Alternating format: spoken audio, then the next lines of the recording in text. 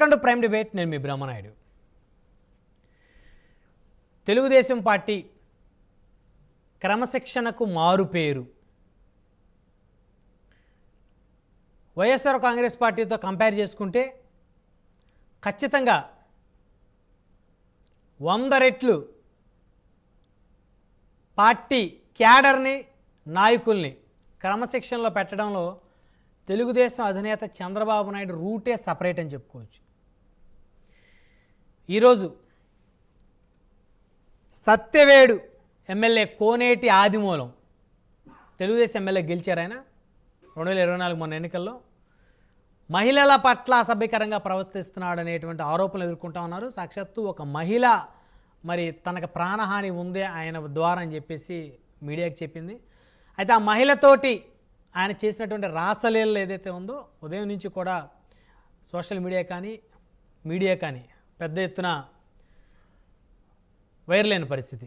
So దీన్ని పరిగణలోకి తీసుకున్న తెలుగుదేశం పార్టీ అధిష్టానం ఆయన పార్టీ నుంచి సస్పెండ్ చేస్తున్నట్టు ఉత్తర్వులు అయితే జారీ చేసింది. అధికారికంగా లెటర్ కూడా రిలీజ్ చేసింది. ఇది తెలుగుదేశం పార్టీకి ఉన్నటువంటి చిత్తశుద్ధిగా దీని అయితే చూడవచ్చు. అయితే కోనేటి ఆదిమూలం అనేటువంటి ఆయన 2014లో వైఎస్ఆర్ కాంగ్రెస్ పార్టీ నుంచి ఇదే సత్యవేడు నియోజకవర్గం నుంచి పోటీ చేశారు, ఓడిపోయారు. 2019లో పోటీ చేశారు, వైఎస్ఆర్సీపీ నుంచి ఎమ్మెల్యేగా గెలిచారు. 2019 నుంచి 2024 వరకు వైఎస్ఆర్సీపీ ఎమ్మెల్యేగా కొనసాగారు. ఆయన సడన్గా ఎన్నికల ముందు జంప్ చేశారు, తెలుగుదేశం టికెట్ పట్టారు, ఎమ్మెల్యే గెలిచారు. అయితే ఆయన భాగవతం, ఆయన రాసలీల ఉదయం నుంచి కూడా రాష్ట్రం మొత్తం కూడా స్ప్రెడ్ అయింది. ఒక పక్క రాష్ట్రం వరదలతో అల్లాడుతూ ఉంటే మరొక పక్క బాధ్యతాయుతంగా వ్యవహరించాల్సినటువంటి ఎమ్మెల్యేలు ఎవరైతే ఉన్నారో వీళ్ళ యొక్క బూతు పురాణాలు, వీళ్ళ యొక్క రాసలీలలో ఇవన్నీ కూడా బయటకు వస్తున్న నేపథ్యంలో టీడీపీ అధిష్టానం సీరియస్ అయింది. ఆయన మీద సస్పెన్షన్ వేటు వేసింది. అయితే గత 2-3 సంవత్సరాల నుంచి వైఎస్ఆర్ కాంగ్రెస్ పార్టీ నేతల మీద, అనేక మంది నేతల మీద ఇదే ఆరోపణలు వచ్చాయి. సాక్షాత్ ఆ రోజు ఎంపీగా ఉన్నటువంటి గోరంట్ల మాధవ్ ఆయన రాసలీల వీడియో రిలీజ్ అయింది. దేశం మొత్తం చూసింది ఆ వీడియో. ఒక పార్లమెంట్లో ఉండే ఒక పెద్ద మనిషి రాష్ట్రం పరువు తీస్తా ఈ విధమైనటువంటి పనులేంటని. కానీ దాన్ని వైఎస్ఆర్సీపీ అధిష్టానం దాన్ని సమర్థించింది. ఎక్కడ తప్పు అని చెప్పలా. అసలు ఇది మాధవ్కి దానికి సంబంధం లేదన్నారు. ఆయనే వచ్చేసి దాన్ని టెలికాస్ట్ చేసినటువంటి మీడియా ప్రతినిధుల ఓనర్లని కులం పేరుతో ఇష్టానుసారంగా దూషించారు. ఇక ఆ తర్వాత అనేక మంది చెప్పుకుంటూ పోతే మాజీ మంత్రులు, ఇక రీసెంట్గా ఎమ్మెల్సీలు, అనంతబాబు గారి ఆయనది ఒక రాసలీల, దువ్వాడ శ్రీనివాస్ గారిది ఈయనదొక ఎపిసోడు, ఈ చెప్పుకుంటా పోతే చాలా ఉంటాయి. పెద్ద లిస్టు చదవాల్సి వచ్చింది. మనకు సమయం కూడా లేదు కాబట్టి, చర్చ గంట సేపే కాబట్టి ఆ లిస్టు ఇప్పుడు చదవలేం. దీని మీద వైఎస్ఆర్సీపీ ఎప్పుడు స్పందించాల. జగన్మోహన్ రెడ్డి ఏ రోజు దీని గురించి మాట్లాడాల. మైక్ దొరికితే ప్రభుత్వ కార్యక్రమాల్లో, ప్రజల డబ్బులతో చేసే ప్రభుత్వ కార్యక్రమాల్లో పవన్ కళ్యాణ్ గారు 3 పెళ్ళిళ్ళు చేసుకున్నాడు, ఇది చాలా తప్పు, దీన్ని ఎలా సమర్థిస్తారు అక్కలారా చెల్లెళ్ళారా, ఇక ఇదే తంతు. నీ పార్టీ ఎమ్మెల్యేలు, మంత్రులు, ఎంపీలు బట్టలు ఓడదీసేసి చూపిస్తా సభ్య సమాజాన్ని నాశనం చేస్తా ఉంటే దాని గురించి ఎక్కడ కనీసం వాళ్ళ మీద ఒక్కరి మీద సస్పెన్షన్ వేటేసినా ఈరోజు పాపం ఆ పార్టీ పరిస్థితి ఇది అయ్యేది కాదనేది అందరికి అభిప్రాయం. ఎవరవునన్నా కాదన్నా 90% అవి నిజాలే.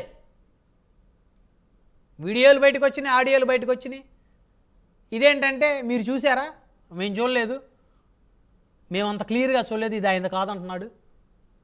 ఈ రకమైనటువంటి ఎదురుదాడి పక్క పార్టీ నేతలు ఎవరన్నా ప్రశ్నిస్తే. సో ఇది ఒక ఎపిసోడ్. అయితే ఇక తాజాగా తెలుగుదేశం పార్టీ ఆఫీస్ మీద దాడి చేసినటువంటి నేతల వెన్నులో వణుకు మొదలైంది. సింహం సింగిల్గా వస్తుంది, పందులే గుంపులుగా వస్తాయి, దమ్ముంటే సింగిల్గా రండి, ఈ అధికారంలో ఉన్న డైలాగులు. నిజంగా సింహం బోన్లో పెట్టినా సింహమే, బంధించినా సింహమే. ఆ పౌరుషం, ఆ రోషం, ఆ గర్జన సింహానికి ఎక్కడికి పోవు. నీ సింహానికి అధికారం ఉండి అటు ఇద్దరు గన్మెన్లు ఉంటే సింహం కాదు. ఏ ఆయుధం లేకపోతే సింహానికి ఆయుధమే అవసరంలా. పంజా, పులి పంజా, సింహం పంజా ఏదైతే ఉందో అదే ఆయుధం వాటికి. మరి ఆ రోజు అధికారం ఉందని చెప్పేసి మరి వందల మంది పోయి తెలుగుదేశం పార్టీ ఆఫీసు అద్దాలు పగలగొట్టి దొరికినట్టు కొట్టి గందరగోళం చేసి నానా యాగి చేశారు. మళ్ళీ ఇప్పుడు మాకేం సంబంధం లేదు, అసలు మాకు ఏ సంబంధం లేదు అని చెప్పేసి ఇప్పుడు లబోదిబో అంటూ ఒక ఆయన హైదరాబాదులో నందిగం సురేష్ మాజీ ఎంపీ, ఆయన ఎంపీ అయిన 5 సంవత్సరాలని ఇంకా ఆయన దేశానికి ప్రధాన అయినటువంటి రీతిలో ఆయన భాష మారిపోయింది, ఆయన మాట మారిపోయింది, ఆయన తీరు మారిపోయింది. ఇంకొక ఆయన లేళ్ళ అప్పిరెడ్డి, మరొక ఇద్దరు పరారీలో ఉన్న ఇద్దరు, ఒక ఆయన బెంగళూరులో అరెస్ట్ చేశారు, ఒక ఆయన హైదరాబాద్లో. ఇంకొక ఇద్దరు కోసం పోలీసులు గాలిస్తూ ఉన్నారు, జోగి రమేష్, దేవినేని అవినాష్. ఇంకా దేవినేని అవినాష్ గురించి చెప్పాల్సిన అవసరం లేదు. మరి తెలుగుదేశం పార్టీ వాళ్ళ నాన్నగారికి భవిష్యత్తు ఇచ్చింది, ఇలా 1000 కోట్ల ఆస్తులు అనుభవిస్తూ ఉన్నారంటే టీడీపీ పెట్టిన భిక్షే. మరి ఆయన ఎందుకు చేశారో మరి ఆయన్నే అడగాల్సిందే, ఆయన అడిగితే తెలిసిద్ది. మరి ఇంకొక ఆయన వచ్చేసరికి జోగి రమేష్, ఈయన తెలుగుదేశం పార్టీ ప్రతిపక్షంలో ఉన్నప్పుడు చంద్రబాబు నాయుడు గారు ఇంటి మీదకి వెళ్ళారు ఏకంగా, మళ్ళీ ఇప్పుడేమో ఆయనకి విజ్ఞప్తి చేయడానికి వెళ్ళానన్నారు. అంటే ఏదైనా అబద్ధం చెప్పినా అతికినట్టు ఉండాలి. ఆ రోజే జగన్మోహన్ రెడ్డి గారు వీళ్ళ కంట్రోల్లో పెట్టినట్టయితే ఈరోజు ఎమ్మెల్యేలుగా మంత్రులుగా పనిచేసిన వాళ్ళు ఒకళ్ళు బెంగళూరులో, ఒకళ్ళు హైదరాబాదులో, ఒకళ్ళు చెన్నైలో, ఇంకొకళ్ళు తమిళనాడులో దాక్కోవాల్సిన అవసరం ఉండేది కాదు. నువ్వు తప్పు చేస్తే భయపడాలి, కానీ తప్పు చేయకపోతే ఎందుకు దాక్కోవాలి? నువ్వు సింహం కదా, సింగిల్గా ఉండాలి కదా. సో ఇవన్నీ కూడా రాష్ట్ర రాజకీయాలను సవాల్ చేస్తామన్నాయి. చట్టాలు చేస్తున్నటువంటి నాయకులు, ప్రతిపక్ష నేతలు ఇళ్ల మీదకి పోతారు, ప్రతిపక్ష పార్టీ ఆఫీసులు ధ్వంసం చేస్తారు, మహిళలతో అక్రమ సంబంధాలు, బహిరంగంగా బట్టలు ఉపదీసి చూపించేస్తారు. సో వీటిని నిలువరించడంలో జగన్మోహన్ రెడ్డి గారు ఫెయిల్ అయ్యారు. కాబట్టి ఈరోజు ఆ పార్టీ నేతలకు ఇన్ని కష్టాలు. So be alert. ఎవరైనా సరే, అది టీడీపీ అయినా, జనసేన అయినా, బీజేపీ అయినా, వైఎస్ఆర్సీపీ అయినా, 4 గోడల మధ్య మనం ఏదో చేస్తున్నాం కదా,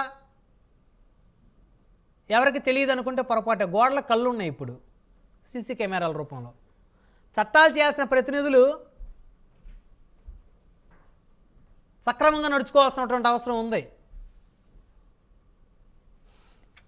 ఈ అంశాలన్నీ చర్చిద్దాం. ఇదే ఒకటి ప్రైమ్ డిబేట్. ఈ ప్రైమ్ డిబేట్లో మనతో పాల్గొనడం కోసం ఆకుల రామకృష్ణ గారు, తెలుగుదేశం పార్టీ సీనియర్ నాయకులు మనతో జూమ్ కాల్ అందుబాటులో ఉన్నారు. అదేవిధంగా మర్రాబ్ సురేష్ గారు, జనసేన పార్టీ ఇన్ఛార్జ్, గజపతి నగరం నియోజకవర్గం, వారు కూడా మనతో జూమ్ కాల్ అందుబాటులో ఉన్నారు. అదేవిధంగా సింగళూరు వెంకటేష్ గారు, వైఎస్ఆర్సీపీ నాయకులు, మరికొసేపట్లో వారు కూడా మనతోటి జూమ్ కాల్ జాయిన్ అవుతారు. ముందుగా మర్రాబ్ సురేష్ గారితో మాట్లాడదాం, జనసేన పార్టీ ఇన్ఛార్జ్, గజపతి నగరం నుంచి. సురేష్ గారు, గుడ్ ఈవినింగ్ అండి. Sir good evening Brahmanaidu garu. Be alert.